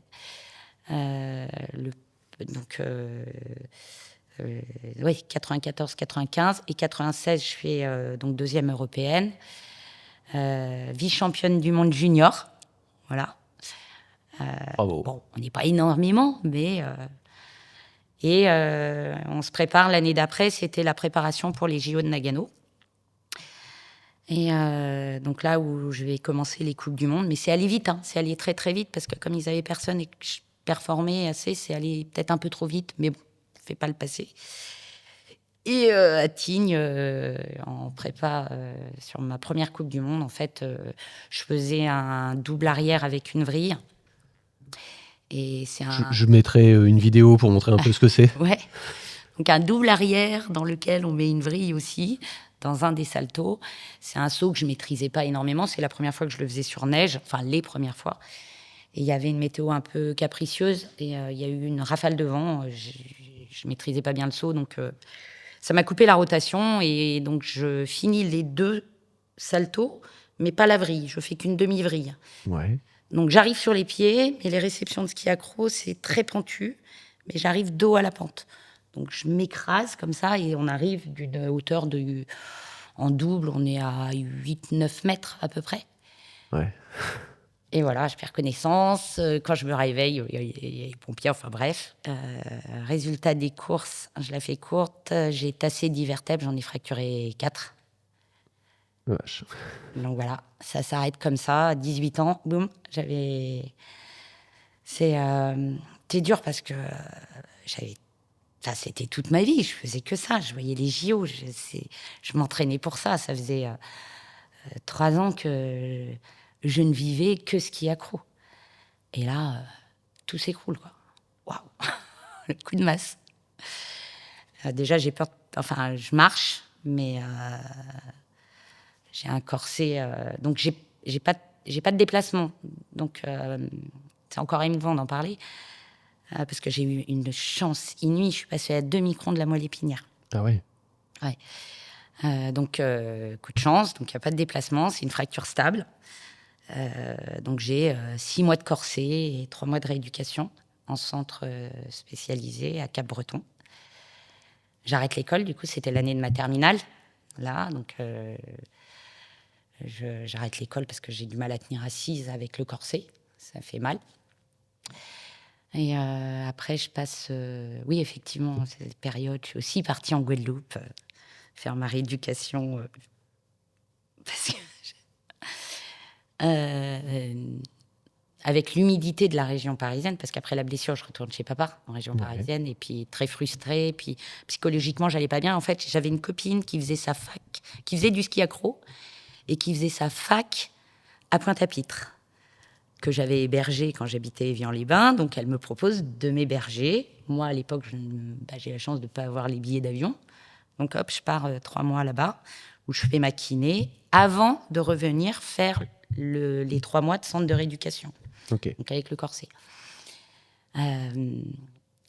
Après, je fais 2 mois et demi à Cap-Breton, là, de rééducation, où là, la fracture est remise. C'est du renforcement musculaire, c'est de l'ergothérapie, c'est tout ça pour... c'est génial, le Cap-Breton, quand on est sportif, on fait de la kiné de 7h à 20h. On est au milieu de sportifs. On arrive, il y a que ça. Et par exemple, quand on arrive, et tous les jours, il y a des gens qui arrivent, il y a des gens qui partent. Et au moment du repas, les nouveaux, ils se lèvent et c'est bonjour, je m'appelle Émilie, je fais du ski accro, je me suis cassé le dos, je m'appelle, voilà, c'est le genou. Et puis ça crée psychologiquement, on a tous passé des moments durs et c'est vraiment j'en garde pas un mauvais souvenir. Ces 2 mois là-bas, oui, ça a réparé le corps, mais ça a réparé aussi le mental. Ça fait du bien. Le fait que ce soit en groupe et qu'il y ait une cohésion, enfin tout le monde était là pour une raison. C'est ça. Et Et en fait, ça aide aussi à relativiser. ouais. Parce que... Il y en a qui étaient plus amochés. Ouais. Ouais, il y en a, on se dit, finalement, j'ai de la chance.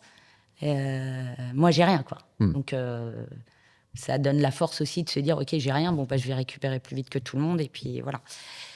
Et c'est dans ce centre de rééducation que je rencontre des parachutistes. À l'époque, Christophe Balinski et Laurent Barthélémy, qui étaient champions du monde de voile contact. C'est des figures sous voile ouverte. D'accord. Et qui s'étaient impactés. Alors, il y en a un, il avait le fémur et l'autre le tibia péroné. Et on était à table ensemble. Et il me disait, mais tu faisais quoi, du ski accro? Et le para, forcément, moi, j'avais vu ça. J'en avais déjà vu parce qu'il y avait les festivals des sports acrobatiques à Évian à l'époque. Et j'en avais vu. Et je me disais, c'est inatteignable. Et en fait, ils m'ont dit, mais il faut faire du para, c'est beaucoup moins dangereux. Je me souviendrai toute ma vie. Enfin bref, je rentre du centre de rééducation après ces 2 mois-là. Et mon père me dit, bon Émilie, il y a la fédé de ski qui n'arrête pas de rappeler pour savoir quand tu reprends. Rassure-moi, t'arrêtes les conneries, t'arrêtes le ski accro. Il avait eu très peur pour moi. Et là, je lui fais, ouais, j'arrête, je vais faire du para. Est-ce que ça l'a rassuré? Ah non, c'est la première fois que mon père m'a dit non, je ne cautionnerai pas ça. C'est gravé dans ma mémoire, j'ai à peine 18 ans. Bon, je l'ai fait quand même. J'ai fait un stage du CPA. Et en fait, le para, c'est un sport à risque qui pratiquait en respectant les consignes de sécurité. Qui est super sécure. Super sécure, ça reste en saut d'un avion. Mais je me suis fait mal en ski, je me suis pas fait mal en para. Voilà. Mais aujourd'hui, il y a une image du parachutiste qui s'est quand même démocratisée avec déjà les pubs à la télé, les sauts en tandem, etc. Moi, à l'époque, en 80, mon premier saut, ça doit être 80, fin d'année 97, ça doit être ça. Ou 97, ouais, septembre 97. C'était pas le cas. Voilà, c'était militaire. Le parachutisme de loisir était quand même moins développé. Ça a commencé. Voilà. Et puis, j'ai adoré cette adrénaline. Et en fait, ce que j'ai aimé dans le parachutisme, c'est que j'ai passé ma vie à essayer de faire des saltos ou des doubles saltos sans me faire mal. Que ce soit en gym, en plongeon, à cheval, en ski. Et là, en para, mais vous en faites 10, c'est une vengeance sur la...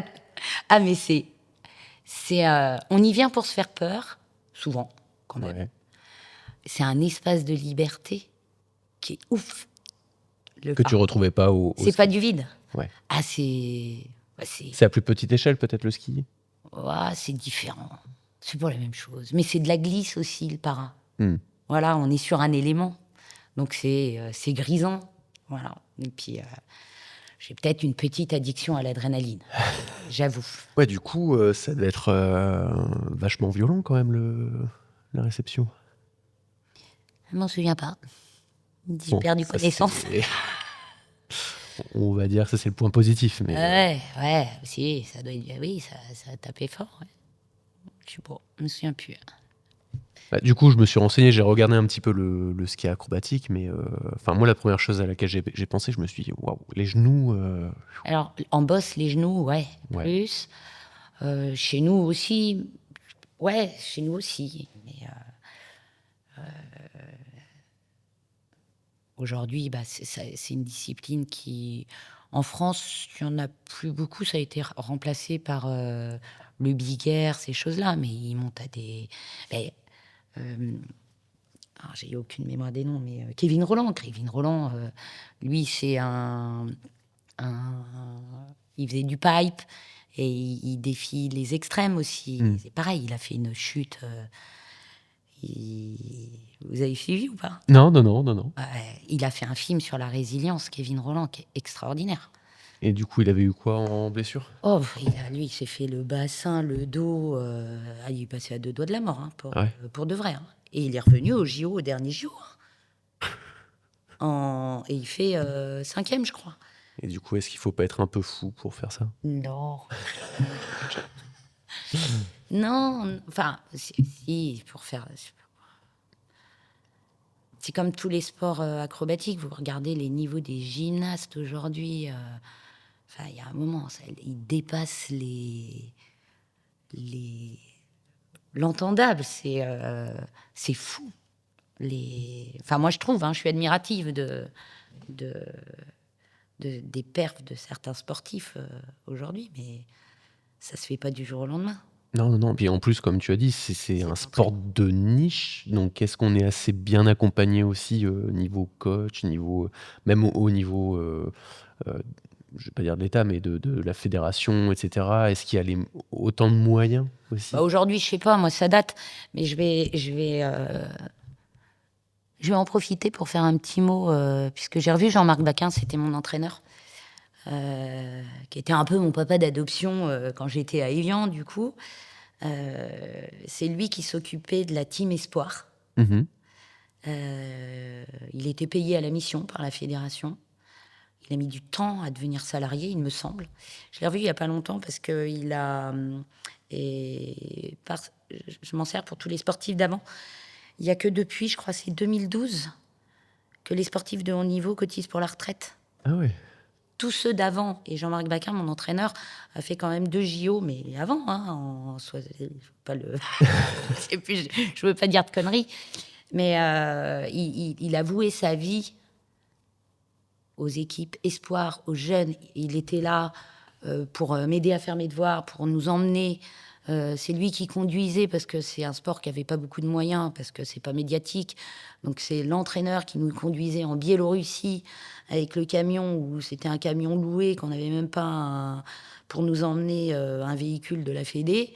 Cette personne-là, aujourd'hui, travaille à l'usine et à l'âge de la retraite, et il n'a pas cotisé pour toutes ces années-là.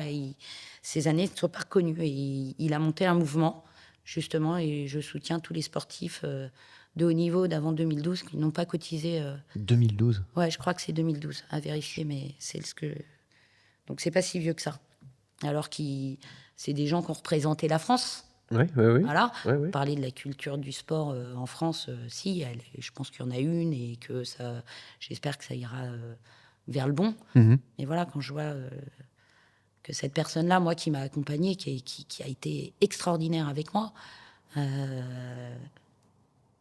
pendant toutes ces heures qu'il a passées, ces week-ends, ces semaines, Il n'y a aucune il n'y a pas de reconnaissance. reconnaissance, Ouais, ouais. notamment pour la retraite. Je trouve ça dur. Voilà. Donc, Mm. je sais qu'il a monté quelque chose et qu'il y a pas mal de sportifs de haut niveau qui sont signataires. Voilà. Je lui Ouais, je veux souhaite bien croire. d'arriver à faire valoir leurs droits. Du coup, tu as dit que tu étais accro à l'adrénaline. Ouais, un peu, ouais. Il y a eu d'autres sports après? Ben, Ou d'autres choses oui, que... oui, finalement, oui, oui. Je pense que le sport, c'est aussi une culture. Donc, le ski, donc après Mhm. tout ça, j'ai découvert le parachutisme. Et puis, bah, je redeviens pour expliquer un peu l'histoire, je reviens à Paris passer mon bac. Parce que là, tout ça, ça s'est passé avant le bac. Mhm.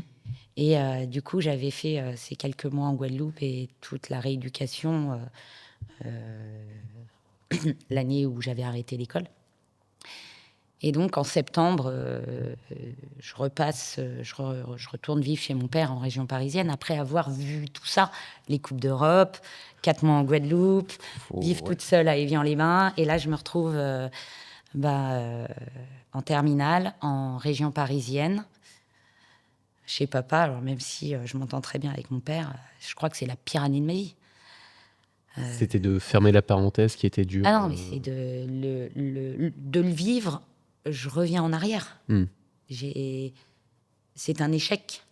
Ah, j'aime pas l'échec. J'aime pas ça. Et en fait, la pire année de ma vie, ok, je suis là, il faut que je passe le bac, et puis des discussions.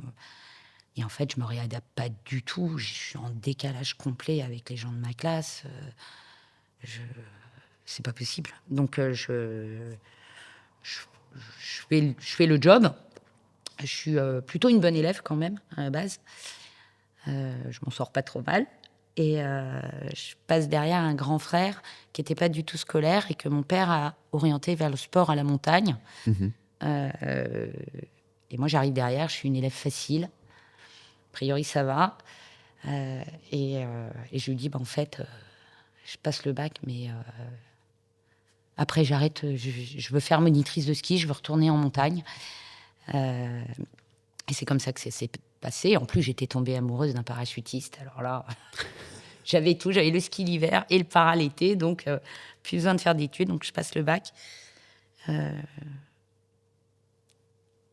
Et j'ai eu cette chance à ce moment-là, c'est d'avoir mon père qui me dit c'est hyper frustrant et je m'en rends compte aujourd'hui en tant que maman alors que mon fils commence les études. S'il me disait J'arrête. faut pas qu'il m'entende. S'il me disait j'arrête, je vais faire autre chose, je sais que je serais frustrée parce que c'est un bon élève et que j'aurais peur pour lui. Et mon père a construit une belle carrière quand même grâce à des études. Et moi, je lui dis, bah ok, j'arrête et je vais faire du ski. Et ce jour-là, mais aujourd'hui, je le remercie tous les jours. Il m'a dit, fais ce que tu veux, mais fais-le à fond. Je t'aiderai, je te suivrai. Et c'est une chance que finalement, je suis pas c'est une chance que j'ai eue. Et du coup, je suis partie faire le brevet d'état de ski, donc via l'UCPA et après l'ESF. Donc là, je travaillais les hivers à La Plagne. Voilà, j'ai fait ça pendant une dizaine d'années. Et l'été, j'ai fait les saisons. Hein. Donc au début, j'ai fait le secrétariat pour pouvoir financer mes sauts en parachute. Après, soit on plie les parachutes pour pouvoir se payer les sauts parce que ça coûte quand même pas mal de sous les sauts en parachute. C'est pas un sport qui est donné, donc faut s'auto-financer la formation. Donc, alors moi, j'aimais pas plier les parachutes, donc je tenais la buvette, je faisais les sandwichs, c'est une autre chose. Et petit à petit, on gravit les échelons et j'ai passé le brevet d'état de parachutisme. Donc, j'ai enchaîné 2001 et 2002. 2001, le ski et 2003, le para. Voilà. Et donc, après, j'ai fait ça pendant 10 ans. Ok. Et le papa de mes enfants était aussi parachutiste. On a monté une boîte parachute.fr qui s'est développée. Et puis, voilà, en 2005, j'ai mon premier enfant. On continue à faire les saisons comme ça. C'est une vie particulière, hein. Alors, ça apprend ce que ça m'a appris, c'est le travail le 7 jours sur 7, du matin au soir, hein.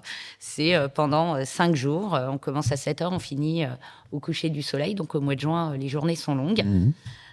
Les jours de repos, c'est quand il pleut, voilà, etc. Mais en tous les cas, c'est des années où je me suis éclatée. J'ai adoré ce que j'ai fait. C'est un milieu où on rencontre énormément de monde, de tout horizon. C'est hyper enrichissant humainement.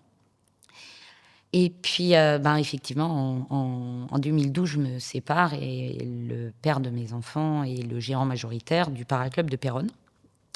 Et je me retrouve donc, ce que je disais tout à l'heure, à Péronne avec 2 enfants, à l'époque 1 an et 6 ans et demi, à trouver du travail. Et c'est là que je commence l'immobilier. Voilà. Et où, de toute façon, il fallait que ça marche, j'avais pas le choix. Mhm. J'avais pas le choix. Donc ça a marché, on en a parlé tout à l'heure. Et du coup, il a fallu que je trouve un rythme parce que j'ai toujours travaillé dans le sport. Donc j'avais une activité physique, journalière même, si c'est pas au niveau compétition. En enseignement, c'est quand même des sports où on est sur le support. Donc sur le ski, on est sur les skis. Donc même si on dépasse pas les temps, on enseigne, on glisse, enfin on bouge, on n'est pas sédentaire. Et je me retrouve à faire un métier du coup beaucoup plus sédentaire, même si dans l'immobilier, On bouge on bouge relativement. quand même. Mm. Donc je faisais, quand je distribuais mes petits mailings, je les faisais en roller. Ça allait plus vite. C'est un exemple. Ah, puis c'est aussi une manière comment dire, qu'on se souvienne de la personne de Century qui était avec ses rollers. Ouais. Puis ça me permet d'atteindre certaines sonnettes parce que vu ma taille, des fois, ça grandit les rollers. Non, mais ouais, c'est une manière aussi de. Je pense que je suis quelqu'un qui a besoin de bouger. de libérer cette énergie, quoi. Je veux dire, il y a un moment, si ça sort pas, faut. Et là, du coup, je retrouve un équilibre en me mettant à faire un peu de course à pied. Parce que finalement, c'est le seul truc alors que j'aimais pas ça, hein, la course à pied. J'ai dû toujours. On m'a toujours demandé de faire de la course à pied ou de la musculation pour les sports qu'on faisait à côté, que ce soit la gym ou le ski. Ça m'amusait pas. Et puis finalement, étonnamment, j'ai pris du plaisir. Alors, j'ai commencé par 3 km, 5 km. Et c'est quelque chose qui m'a permis de partager aussi beaucoup avec mon papa, qui est un grand sportif dans l'âme et qui court. Voilà. Donc j'ai partagé pas mal de courses avec lui. Ça m'a motivée aussi. Alors, quand on court, on s'attend à l'arrivée, hein, parce que je peux pas le ralentir. Je parlais de la culture du sport où c'est quelque chose, je pense que mon père me l'a énormément transmis, chose que je transmets aussi aujourd'hui avec mes enfants. On parlait du roller, je fais du roller avec mes enfants. C'est aussi quelque chose de partage, le sport. Ouais. C'est ludique, c'est chouette. Et donc, la course à pied avec mon père, ça a été un moyen de partager ça avec lui. Et un exemple, hein, aujourd'hui, il a 82 ans et c'est la distance de mon père, c'est le semi-marathon. Voilà. Ok. Voilà, où il le fait en un petit peu moins de 2 heures. Voilà. Et à 80 ans, il m'a dit « Oh, je vais peut-être me mettre au marathon. » Je lui ai dit « Écoute, vas-y, là, je te suis plus. » Mais je t'encourage. Et donc, effectivement, mon père, à 80 ans, s'est mis à faire des marathons. Et maintenant, il alterne entre semi-marathon et 2 marathons par an à 83 ans. Vache. Et il a mis 4h57, je crois, à 83 balais. Donc, respect. Je ne le ferai pas. Respect. Voilà. Mais du coup, c'est un truc qu'on partage ensemble. Et je me suis mis à courir un peu. Un peu. Hein. Voilà. C'est-à-dire un peu. On est resté sur les 5 km Non. J'ai fait un semi-marathon avec lui. Ah, bon. Voilà. Pas mal. Ouais, je suis arrivée 14 minutes derrière lui. J'étais très fière de moi quand même. Voilà, je l'ai fait. Et le crossfit, ouais, je m'y suis mis. Alors, le crossfit, pour la petite histoire, donc je disais qu'à la fois la course à pied, c'est un truc que j'aimais pas, et finalement, je me suis mis à apprécier. Et quand C'était l'ancienne boxe. On est venu me voir en me disant ah, tu veux pas sponsoriser via Century une boxe de CrossFit. Je lui dis écoute, je sais pas. Il me dit viens en faire. Je dis, moi le muscu, truc. Et je lui ai dit je vais venir essayer. Si tu me fais aimer la muscu, j'adhère. Et voilà. Alors bon là, ça fait un moment que je suis pas revenue parce que j'étais embêtée avec une tendinite, mais j'ai qu'une envie, c'est de revenir. Et parce qu'il y a ce côté ludique. Ouais. Et Et adapté aussi à tous. ludique, varié. Ce que j'adore dans la boxe, c'est quand tu viens, tu sais pas à quelle sauce tu vas être mangé. Parce que finalement, le wood, on sait pas ce qu'il va y avoir. Donc, et puis, il y a de la solidarité. Euh, Quand on fait du sport tout seul chez soi et qu'on essaye, même avec la plus grande force de motivation, C'est pas évident de c'est tenir. pas pareil de tenir la minute de plus ou ouais, c'est bon, je les ferai demain. Tant qu'on n'a pas un objectif de compète, hein, attention. Mais c'est vrai que le sport entretien, c'est difficile. Moi, j'ai du mal. Alors que là, il n'y a pas le choix. Tout le monde se motive et j'apprécie beaucoup ça, la boxe. En Tout tout le monde cas. dans la même galère. C'est pas une galère. C'est pas une galère. Donc voilà, et les moments partagés avec mes gamins, et c'est vrai que ça aide à rester un petit peu jeune quand même. Donc les sports, voilà, il y a 5 ans, je me suis mis au wakeboard. Ok. C'est génial le wakeboard. Ça dépend pour qui. C'est très dur la première séance, mais pareil, la ténacité. Et puis maintenant, on y va, et c'est un truc que je partage avec mes 2 loulous, et puis on se tire la bourre. Parce que j'ai un peu de fierté quand même, donc je ne veux pas que mon fils me dépasse trop. Donc je me bats. Voilà. Et en parlant de ça, si un de tes enfants te dit je veux me lancer dans le ski acrobatique. Ils le feront pas. Non, mais je ne. Ils connaissent mon histoire. Ouais. Ça veut dire que qu'est-ce que vous voulez, je peux pas leur dire non. Je l'ai fait. Je peux pas leur interdire quoi que ce soit. J'ai eu la chance, et j'arrête pas de le dire, d'avoir un père qui m'a toujours suivi, accompagné.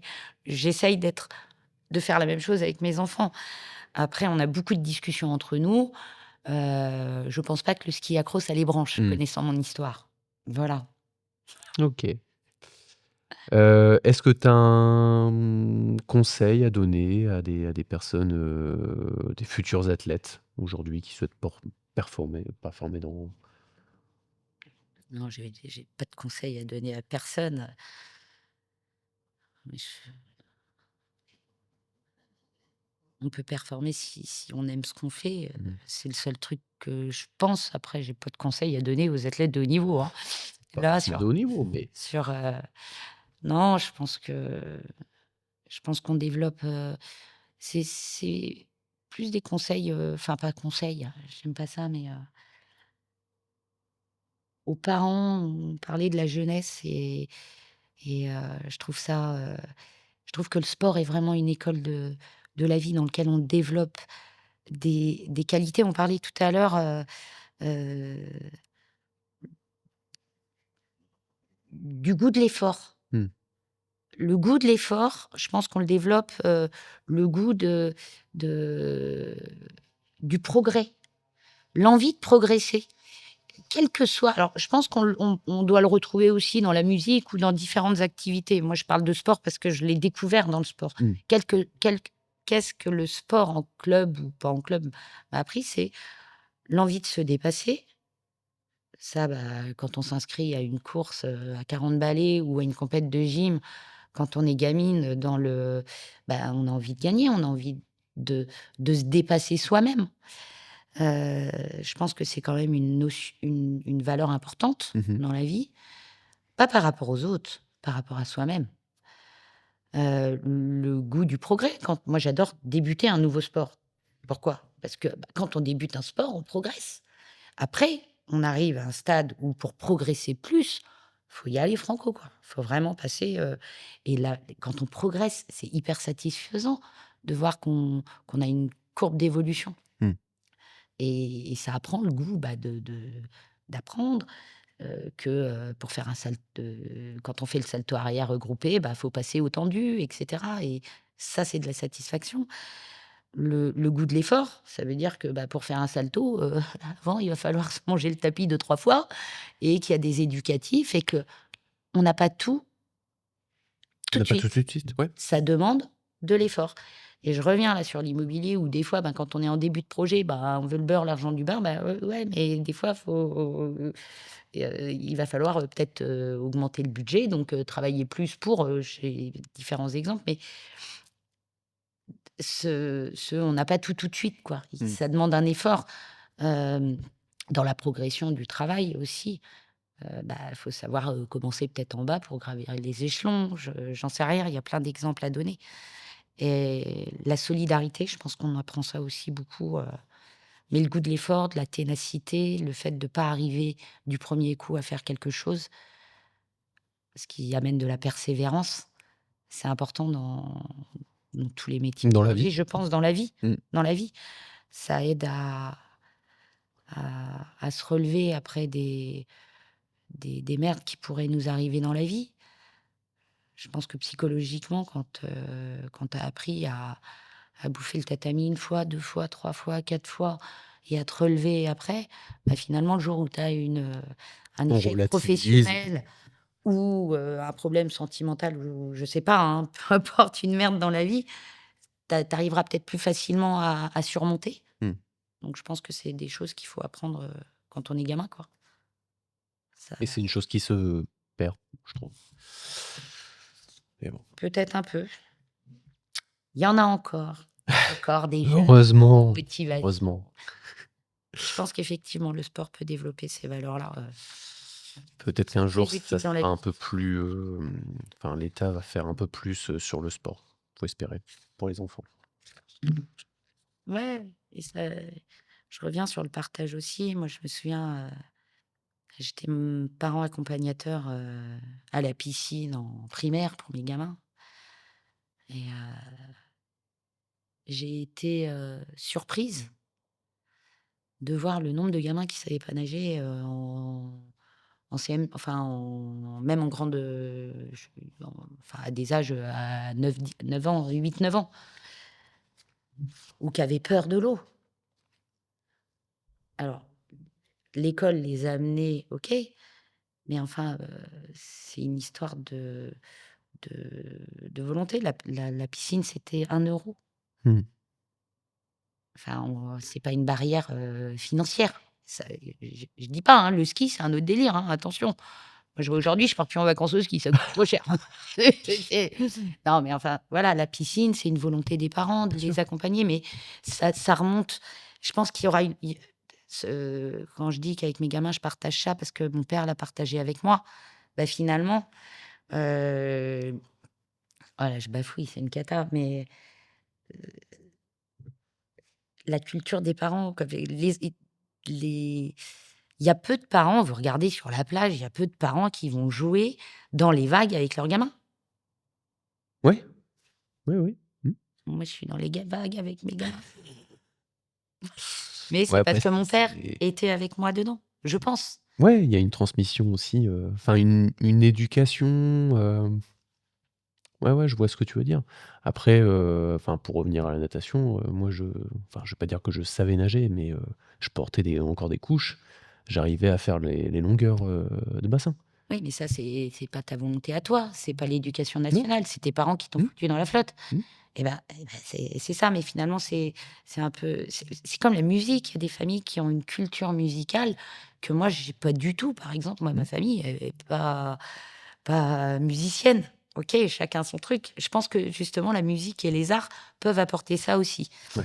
Heu, mais que quand tout le monde n'a pas la chance, et là je te rejoins sur l'éducation nationale, c'est que tout le monde n'a pas la chance d'avoir ce contexte familial qui vont te faire des trucs qui développent l'équilibre et le sport, et t'inculquer cette, cette notion que c'est important, dans toute ta vie, parce que Bah oui. finalement, moi aujourd'hui, j'ai bientôt 47 balais, et je reste, avec une activité sportive quand même, parce que c'est culturel, parce que c'est en gène, parce qu'on me l'a transmis. Et donc là, l'éducation nationale, elle peut pallier un peu à ça, mais je sais pas si ça peut compenser totalement, heu, la culture familiale ou alors il y aura des générations. Oui, ce sera des générations après, Mmh. mais 1 heure de sport par jour, pour les enfants, je trouve ça, pas déconnant, quoi. Ah oui, oui. Mais bon. OK, ça marche. Je pense on a fait le tour. Merci. Bah, merci à J'ai pas toi. bouffé, mais bon. Ça va? Ouais, non, c'est il y a des fois, j'avais dit mais j'ai essayé de raconter, dans l'ordre, à peu près. Bon. En tout cas, c'était nickel. Merci. Bah, merci à toi, Émilie, et puis, à la prochaine.